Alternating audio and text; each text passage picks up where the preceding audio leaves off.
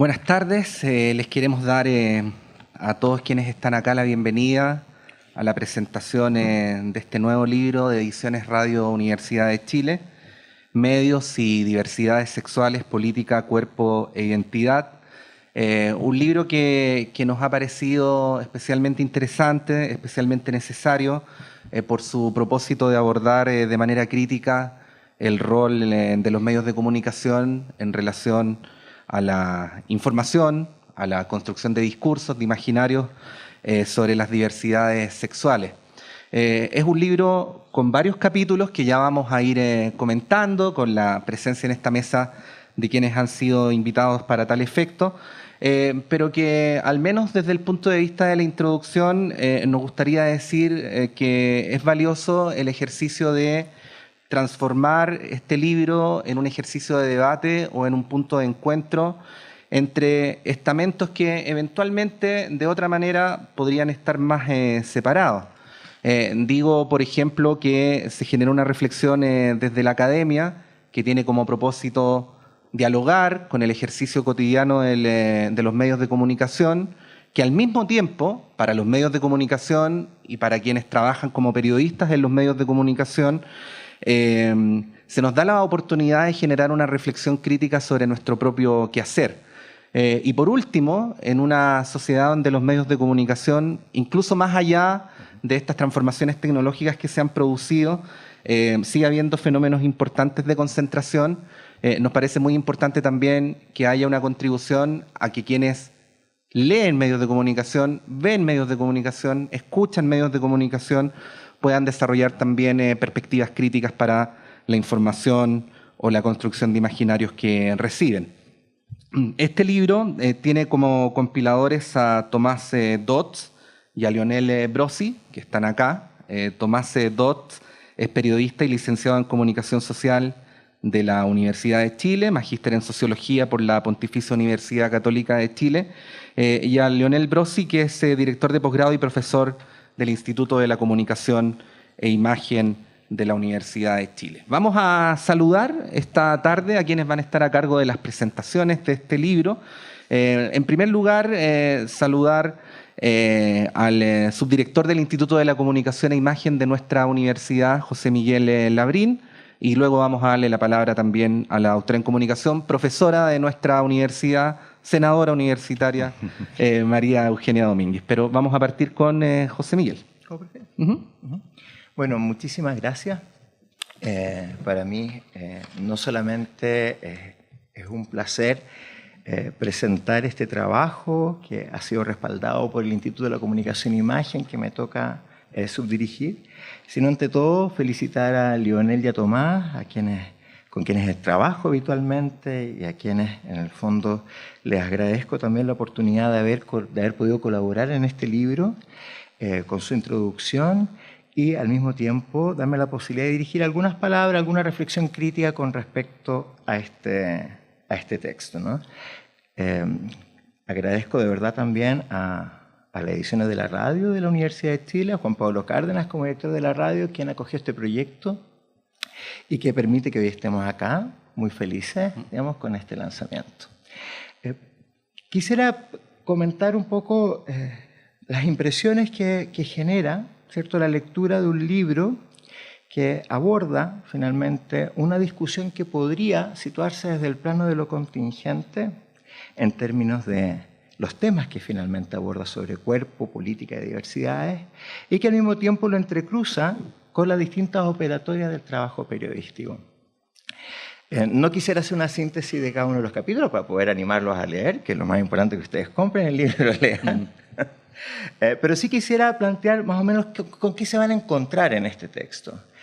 Y creo que hay por lo menos 4 ejes que yo creo que son importantes, que generan esta mirada panorámica muy pertinente y que permiten abrir conversaciones con respecto al quehacer de la prensa y el quehacer de los medios en su conjunto con respecto a las preguntas sobre el cuerpo y las diversidades sexuales.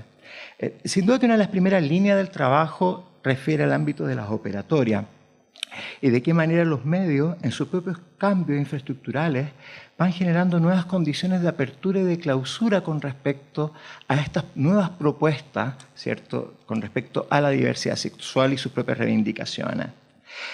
Esto evidentemente también se entrecruza de una u otra manera, ¿cierto?, con las posibilidades de representación que esta tensión, ¿no?, que genera la mayor apertura que tienen los medios a la cobertura de estos temas, también están presentes. Y ese es justamente uno de los segundos ejes que me parece interesante del libro, que no solamente plantea, ¿cierto?, estas dinámicas propias de la rutina y de la operatoria periodística en esta tensión, ¿cierto?, sino que ante todo, ¿cuál es la propuesta de sentido que está detrás, ¿cierto?, hoy, ¿cierto?, en esta contingencia en particular, con las representaciones propias de la diversidad, en términos de qué es aquello que es representado finalmente en los medios, en términos de una propuesta de sentido dentro del campo de lo público. Entendido, por lo tanto, esta relación entre aquello que acontece en la sociedad, ¿cierto?, a partir de una acción política, principalmente representada en este libro por las agrupaciones, ¿cierto?, que trabajan en el mundo LGBTI, y de qué manera estas son representadas también a partir de los principales hitos de instalación, ¿cierto?, de estas reivindicaciones, ¿no? Y yo creo que esas son dos dimensiones que constantemente apelan a la problematización del lugar de los medios, tanto en términos de sus condiciones de trabajo, ¿cierto?, y de selección de lo publicable, y por otro lado, cuando definen lo público, ¿qué es finalmente lo público dentro de las diversidades sexuales? En términos de propuesta de sentido. Y yo creo que gran parte de los textos de estos 8 artículos finalmente están presentes esa discusión.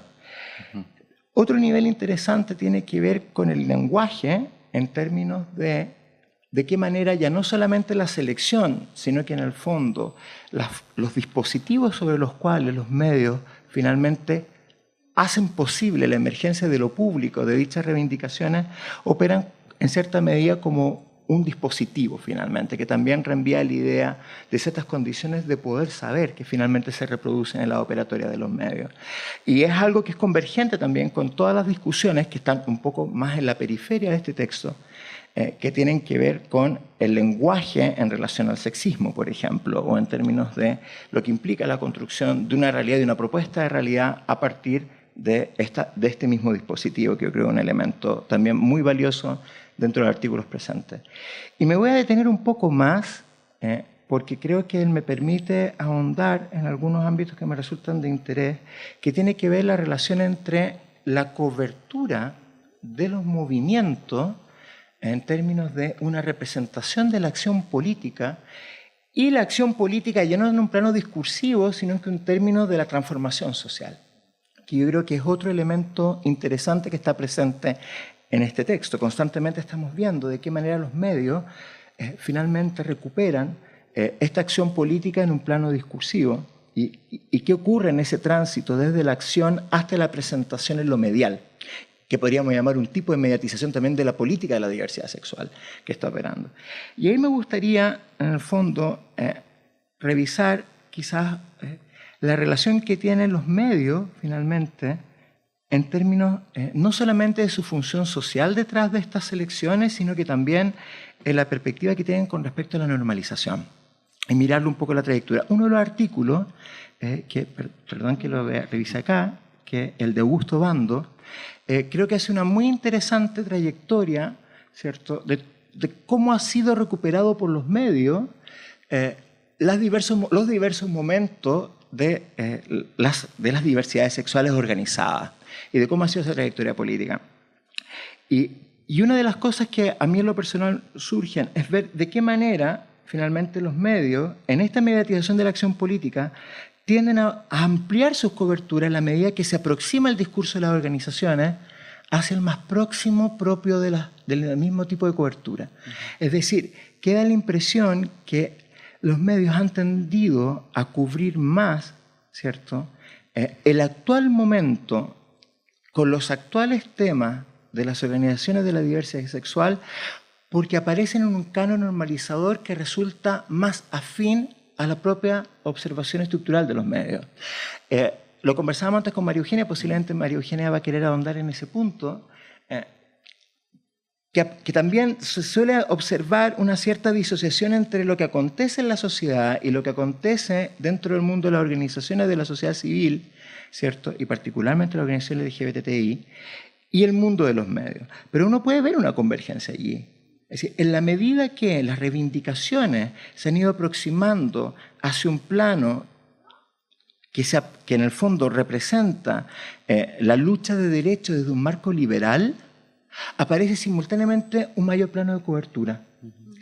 Y aquella tradición en la cual, o aquella trayectoria más bien, donde las agrupaciones LGBTI estaban más próximas a un mundo del objeto, al mundo de una posición política finalmente más contestataria, empiezan progresivamente también a desaparecer del espectro de lo mediático. Si uno lo mira de esa manera, tomándome a partir de estas trayectorias que hace uno de los autores, quizá una de las preguntas sustantivas que nos obliga a hacernos este libro es de qué manera esa trayectoria de la acción política que finalmente normaliza, ¿cierto?, una aspiración hacia el marco de la normalización de los derechos, también hace, en un diálogo con los medios, una normalización de lo esperado frente a lo gay. Y donde aquellas formas contraculturales, divergentes finalmente, que también son parte de la reivindicación, ¿cierto?, de la construcción de un nuevo sentido de las diversidades sexuales, tienden a ser invisibilizadas por los medios. Y esto opera también como una dinámica al momento de observar la estructura social y cómo se ubican los medios de la sociedad, finalmente. Esta legitimación, ¿cierto?, del discurso público de determinadas organizaciones finalmente logra un cierto rédito político en la medida que también finalmente es representada desde una potencial normalización de lo gay, y principalmente de lo gay masculino. Si uno proyecta un poco esto en términos de desafío, es decir, hacia dónde nos interpela el libro, hacia dimensiones otras, es justamente, finalmente, cómo aquella posición más disruptiva, una posición más transgresora sobre los mismos cánones, debe o pueda ser visibilizada también a través de los medios. Esto implica también hacernos cargo de la pregunta en términos de la acción política, de cómo los movimientos de la diversidad sexual en su conjunto, en el fondo, han abandonado los entrecruces con otros ámbitos también, que son propios de la discusión social en términos de otras formas de vida. Resulta interesante, quizá en un futuro mediano, observar qué va a ocurrir con la discusión en los medios con respecto a la identidad de género y a nuestra propuesta de ley de identidad de género y cómo ha ido transitando, ¿cierto?, el debate parlamentario, ¿cierto?, hacia una normalización binaria, ¿no? Y cómo se adecúa finalmente esa legitimación, ¿cierto?, desde lo binario o desde el concepto de clase, que no es menor que hoy por hoy la representación más sostenida en el tiempo dentro de lo mediático sea dicha normalización marcada por una diferencia de clase, o la relación entre legitimidad de lo gay a partir de una condición blanca, no migrante, no mestiza, ausente de los medios de los entrecruces que significa, ¿cierto?, nuestro mestizaje con la construcción de nuestras corporalidades diversas, que también es un tema interesante, color de piel, finalmente, orientación sexual y clase, que son distinciones que están presentes en este libro y que, en el fondo, en términos más allá del diagnóstico, también interpelan a la acción política de lo gay. Y finalmente, cómo en esta correspondencia de agenda o en este espacio donde finalmente una mirada de lo político de la diversidad sexual finalmente también invisibiliza de alguna otra manera otro tipo de tensiones que también son parte de la corporalidad, la sexualidad, la diversidad y la política. Solo para finalizar, creo que esto nuevamente nos obliga a mirar cuáles son las condiciones efectivas y el alcance que uno le puede pedir a los medios industrializados, a los medios profesionales, en términos de un lugar de la transformación social. Y cómo finalmente quienes estamos en el lugar otro, ¿cierto?, en el lugar de la acción política, también somos corresponsables finalmente de aquellos procesos de legitimación de un tipo de ser gay, de una forma de comprender los derechos, de una forma legítima de comprender la ubicación de nuestros cuerpos, de nuestras formas de vida, finalmente, que resultan convenientes también para el espectro mediático, para la reproducción del espectro mediático, reproducción de tu mismo estereotipo. Este es un libro muy interesante de leer, es un libro muy ameno de leer, yo los invito a que lo puedan revisar. Es un libro que además nos permite reconocer distintos lugares de enunciación sobre qué estamos comprendiendo sobre acción política, representación, identidad, cuerpo, desde múltiples referentes teóricos. Y eso tiene un valor también en términos de presentar un escenario que no se agota en la lectura del libro, pero que genera preguntas constantes más allá de lo que ocurre en los medios o de lo que reproducen los medios, sino que también cómo esta observación medial también se ancla en un tipo de acción política de lo gay que está tendiendo a reproducir aquello mismo que los medios buscan reproducir. Muchísimas gracias.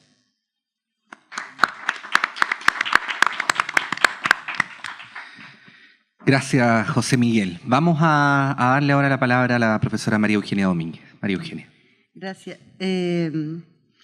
A mí me parece, yo agradezco mucho la invitación de la editorial, de Tomás, de Lionel, para presentar el libro.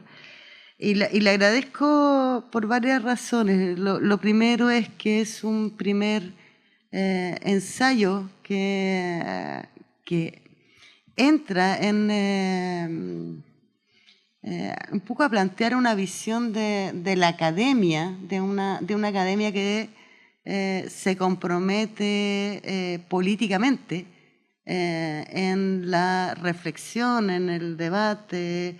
Estos textos debaten entre sí y por eso también eso los hace interesantes, ¿no? Acá no hay solo consenso, ¿no? Por lo tanto, eso quería agradecerlo por eso, digamos, porque además yo soy de aquellas que piensan que, como José Miguel, que no puede haber divergencia entre la academia y la acción política, porque si no la academia pierde todo sentido de ser. Lo mismo que me llevaba a pensar que un libro como este libro en particular, y se lo decía a Leonel y a Tomás afuera, debería ser el primero de una serie con otras voces también, ¿no? Las voces de los actores, ¿no? Las voces que ayudan a problematizar, las voces que sitúan este libro en una perspectiva de decir, bueno, ¿no? ¿Qué pasó con Nicole Saavedra en Limache? ¿No? Aquello que se silencia y que se oculta o solo aparece en los medios alternativos y no constituye noticia para los medios de circulación nacional.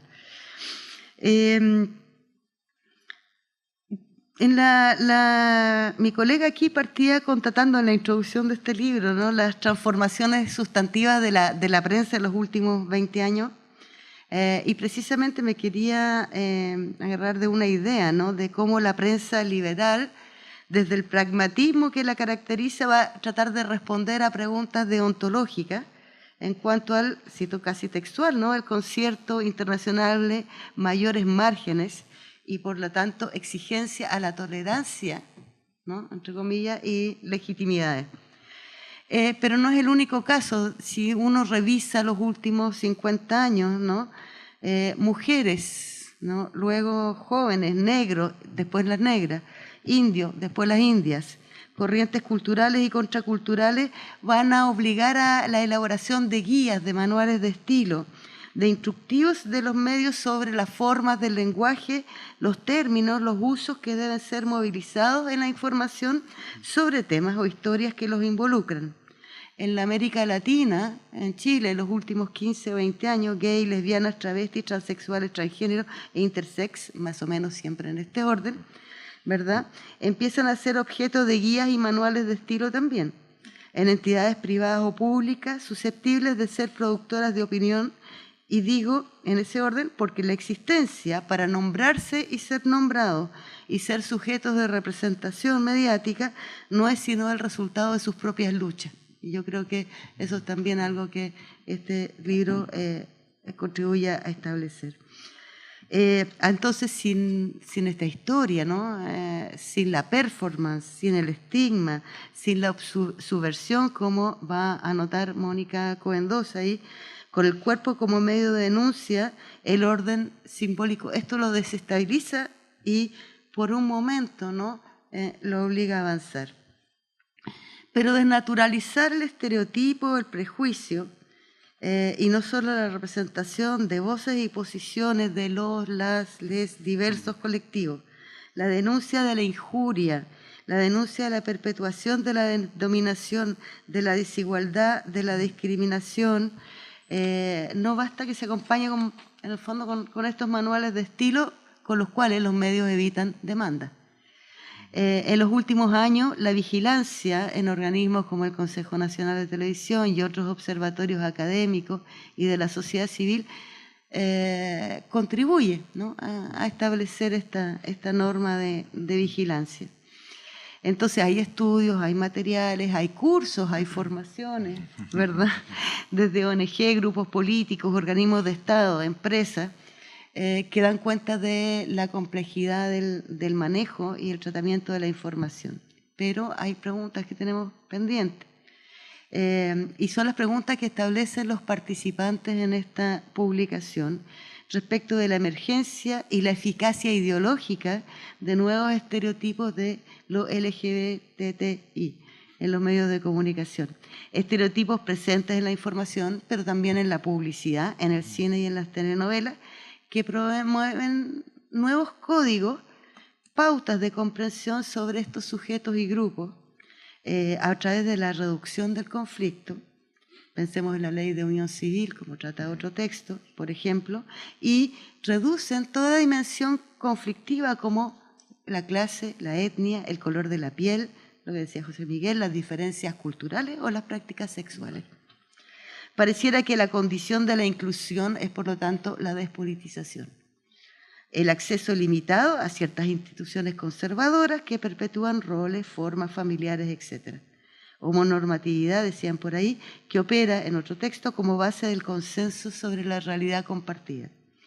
Se justifican entonces relaciones de poder, hegemonía, autoridades y desigualdades, en cuanto el cruce de las variables, la gramática, no permite esta ecuación normalizadora. Lo que escapa a la norma resulta marginal y requiere entonces control, vigilancia, poder. La visibilización de grupos e individuos, en la medida que se invisibilizan sus condiciones materiales de existencia, invisibilizan también la violencia y la represión, y vuelvo al caso de Nicole. La especificidad ideológica del discurso de los medios consiste en permitir que los enunciados excluyentes y discriminatorios sean formulados sin explicitar los predicados excluyentes y discriminatorios con los que se apoyan y por lo tanto los vuelven incuestionables. Entonces, quizás hay una tarea aquí en términos de, más allá del manual, ¿no?, interrogar, más allá de la interrogación de la rutina periodística, que también tiene que ver con las condiciones de trabajo de los trabajadores de la prensa, ¿cuáles son los mecanismos que permiten que sexismo, homofobia, lesbofobia, transfobia, racismo, etcétera, se deslicen en los contenidos? Más allá del periodismo mismo, por ejemplo, el cultivo del sentido común básico en programas de alta sintonía, donde la risa es un mecanismo que opera, ¿no? La emoción, la diversión, refuerzan la diferencia y refuerzan la desigualdad, enmascaran su condición ideológica y son también un lugar que nos queda por desnudar. Estoy aquí lanzando temas para un segundo o tercer trabajo. Entonces, mirar de manera crítica cualquier lugar desde donde se producen, donde se proponen lecturas compartidas. Todo lugar donde la clase, la etnia, el sexo, la orientación sexual se minimizan en historias mínimas. Todo lugar donde en el fondo nos basamos en principios aparentemente naturales, donde la risa niega la condición ideológica, refuerza la diferencia, decía, reproduce las relaciones de desigualdad, de clase, de nacionalidad. ¿Cuál es la eficacia del dispositivo que produce consensos y acuerdos respecto del valor de lo marginal, de la marginación, ¿no? Etcétera, ¿no? Entonces, creo que ahí hay una tremenda tarea, ¿no? En el fondo, que es lo que hemos ido permitiendo que se normalice, no solo respecto de lo que llamamos en los medios diversidad sexual, ¿no? Donde están, en el fondo, para todos los seres humanos la garantía y el derecho de las condiciones mínimas de placer y existencia, ¿no? Que quedan por aún establecerse. Estamos, creo, tremendamente atrás, ¿no? En el sentido de los márgenes que establecemos respecto de derechos sexuales y reproductivos, respecto de 3 causales de aborto, respecto de matrimonio igualitario, todas condiciones en el fondo que creo que en la medida que se normalizan, efectivamente remiten a una sola posibilidad, ¿no? De ser gay, de ser lesbiana, etc. Entonces, yo la verdad es que quiero agradecer el libro y agradecer la invitación. No es mi campo de investigación, más bien tiene que ver con mi mirada sobre la academia, la acción política, mi propia familia. Entonces, gracias. Muchas gracias. Muchas gracias.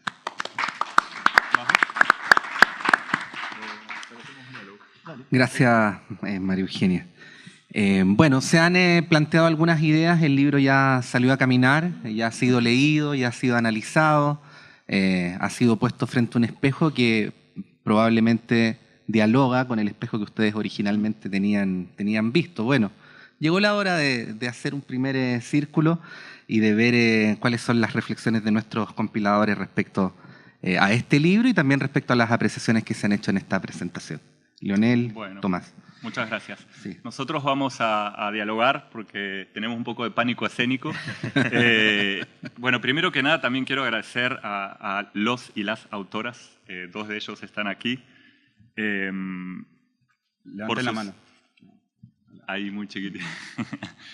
Por sus aportes. Entonces nosotros decidimos que no vamos a hacer un recorrido efectivamente por cada uno de los capítulos para que los puedan leer, pero sí quizás destacar algunos elementos que nos parecen importantes o activadores de este libro.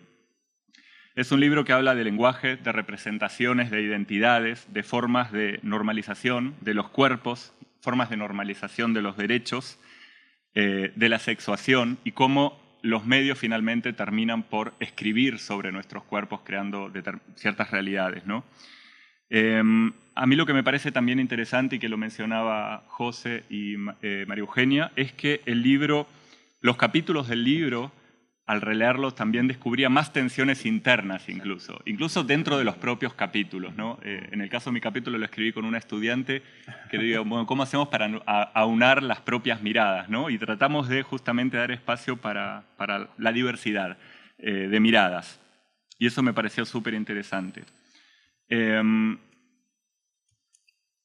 Algo que, digamos, uno podía leer previamente a este libro, y al menos es mi sensación particular, es que el movimiento por, como muchos medios lo llaman, el colectivo LGBTIQ, que a mí mucho no me gusta hablar del colectivo porque nos homogeneiza, es que los movimientos sociales que representan los medios están bastante elitizados, es decir, se representan o se comunican determinadas acciones, determinadas visiones que finalmente son parte de una ideología específica. No solamente los medios, pero no solamente las noticias, sino también hemos tenido series, reality shows que también abordan desde esa mirada liberal y poniéndome acá más santiaguino local, una mirada del sector oriente quizás, sobre los movimientos de la diversidad.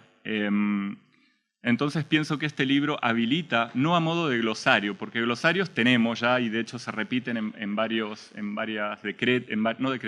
convenciones, en varios documentos, glosarios de cuál es la terminología que los y las periodistas deberían utilizar, sino más bien como una aproximación crítica a las propias prácticas periodísticas. Y desde ahí nos invita a pensar cómo podemos reformular los procesos periodísticos y también el lenguaje que utilizamos, ¿no? Sin escribir los cuerpos de una manera violenta como acabo de mencionar. Tomás ayer en el programa de radio al que vinimos hablaba de las rutinas periodísticas, de cómo afectan finalmente estos procesos y los modos en los que se representan las diversidades sexuales. Quizás podemos profundizar un poco en esa línea. Sí, gracias. No sé si está de más, pero a mí me gustaría empezar dando las gracias a la editorial de la Radio Universidad de Chile, a José Miguel, a María Eugenia, a Patricio, que nos ayudaron, a Gloria también, que nos ayudó, y a su director, Juan Pablo Cárdenas.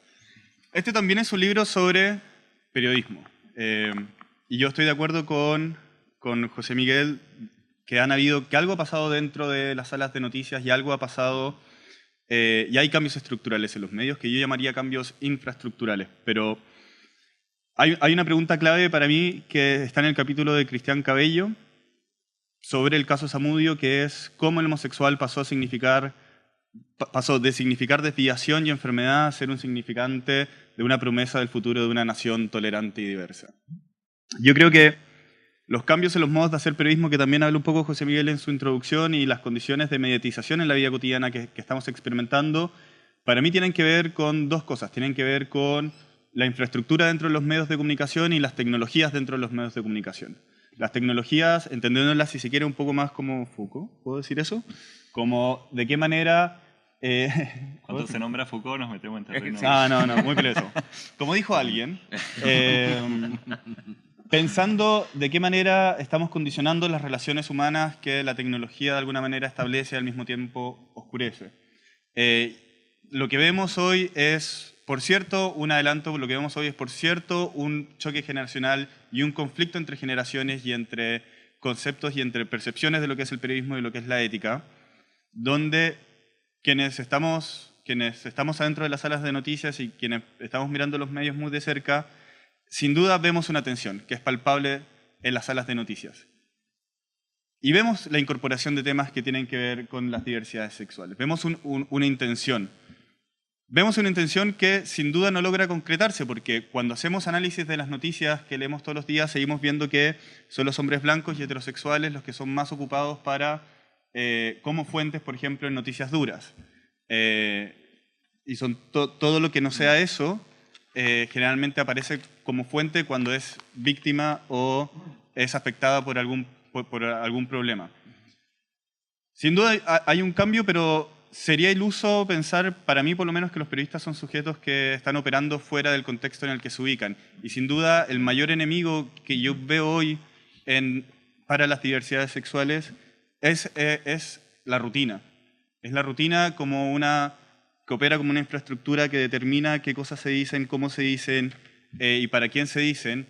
Y es una rutina que se mantiene estable a pesar de los avances que nos gustaría creer que existen hoy en los medios de comunicación.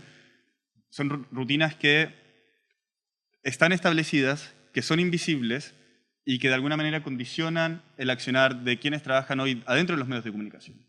Y ese yo creo que es uno de los mayores desafíos. Eso es a lo que me refería ayer con rutinas periodísticas. Estamos viendo medios de comunicación que son altamente rutinizados. Gracias. Rutinizados, y en ese sentido, ese es el mayor enemigo, yo veo hoy, para posicionar temas, para hablar de otros temas, para poner otras fuentes. O sea, hay espacios, yo creo que hay que crearlos, ¿no? Porque están las voces. Yo creo que hasta ahora lo que siempre, o por lo general sucede, es que se habla sobre, o se habla de, pero no se habla con las propias personas, o no se hablan desde las voces de las mismas personas. Y yo creo que ese es el gran desafío, que quizás es verdad, la rutina periodística lo impide, pero no significa que no sea posible. Creo que sí, efectivamente, han habido avances en ese ámbito. A mí también me interesa muchísimo el tema del lenguaje, porque por lo general, como decía recién, cuando se habla de LGBTI, se asocia a lo gay particularmente, y no hablar ni que hablar de las comunidades trans o de las comunidades travestis o personas intersex. A veces como que se agregan las letras, pero son un mero adorno o una mera fachada para hacernos ver más inclusivos. Pero la verdad es que hay que dar voces a cada una de las realidades, de los sujetos y de sus realidades. Y lo que sí me parece un desafío es que el lenguaje, particularmente el lenguaje español, también nos pone algunas limitaciones, ¿no? Porque es un idioma que está muy sujeto a una dicotomía sexogenérica. Se han buscado estrategias para subvertir eso, muchos periodistas dicen en algunos casos, sí, pero este lenguaje no va acorde con las leyes correctas impartidas por la RAE o del periodismo, no es un estilo correcto escritural, pero creo que como periodistas igual tenemos que prestar atención desde dónde nos posicionamos políticamente, ¿no? Y no solamente prestar atención a estilos, sino a lo que invisibilizamos o a lo que ocultamos o a lo que no prestamos atención cuando solamente nos abocamos a escribir correctamente, ¿no? Pero políticamente podría ser que no. Sí, yo si puedo agregar algo también, recogiendo lo que decían María Eugenia y José Miguel, es el concepto que también cruza el libro y que está presente en varios capítulos, que es el de la espectacularización de la noticia.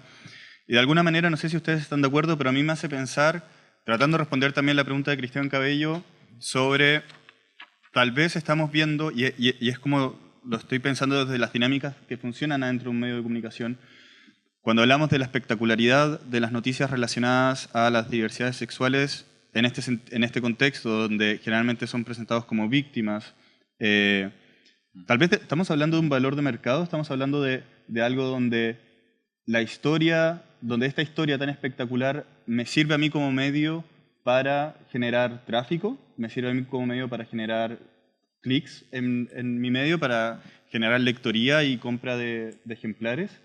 Yo creo que eso es uno de los temas también que cruza el libro, que es tratar de contestar, estamos viendo un cambio, pero ¿por qué y para qué?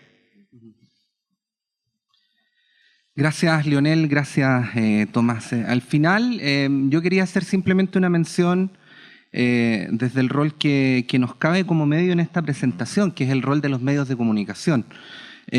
Así como María Eugenia entendía o decía entender que concebía la academia como una actividad, también en tanto actividad política, también es importante, creo yo, concebir el periodismo en tanto actividad política. Y eso no tiene que ver necesariamente con ponerse en un lugar específico en una determinada disputa, sino con algo mucho más radical, y que es, sí, entendemos el ejercicio de esta profesión como el ejercicio de ser reproductores de los poderes o de las hegemonías ya instaladas, o si la entendemos como una actividad llevada a cabo por sujetos que están comprometidos con la transformación. Ahora, la palabra transformación no debe ser entendida literalmente. A la hora de abordar una noticia se complejiza porque tiene que ver, por ejemplo, con cuáles son los temas que los medios de comunicación eligen para tratar en vez de otros, qué es lo importante, qué es lo visible, qué es lo menos importante, qué es lo invisible. También tiene que ver con la elección de las fuentes, y ahí es muy importante lo que planteaba José Miguel, en tanto en este tema, en el tema de las diversidades sexuales, pero en general en todo orden de temas, los grandes medios de comunicación tienden a premiar, con la cobertura entre comillas, aquellos tipos de discursos alternativos que son funcionales al poder y que por lo tanto les dan un timbre, una prueba de blancura, y no aquellos que los confrontan profunda y radicalmente. Hay ahí un tema que hay que hacer el esfuerzo por señalar, ver y transformar. ¿Y por qué digo transformar? Y con esto termino. Porque es tan importante como mostrar hacia afuera el esfuerzo que tenemos que hacer los medios de comunicación por transformarnos a nosotros mismos.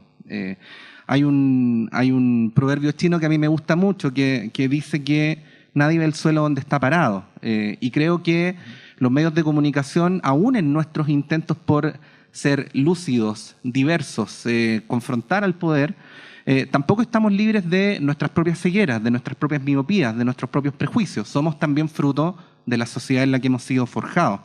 Y por eso también es importante este tipo de ejercicio, que no es al fin y al cabo la presentación de un libro, sino es la oportunidad para debatir sobre estos temas, para también provocar la transformación interna, que es algo con lo que en el caso de nuestro medio de comunicación, de Radio Diario Universidad de Chile, también nos hemos de sentir convocados. Esto, al final, agradecer la presencia de todos ustedes, agradecer la presencia de José Miguel Labrín, de María Eugenia Domínguez, de Tomás Dodds y de Leonel Brosi, y al final simplemente invitarles a que lean el libro, a que lo compren, a que lo regalen y a que lo difundan también porque creemos que es una contribución significativa. Muchas gracias.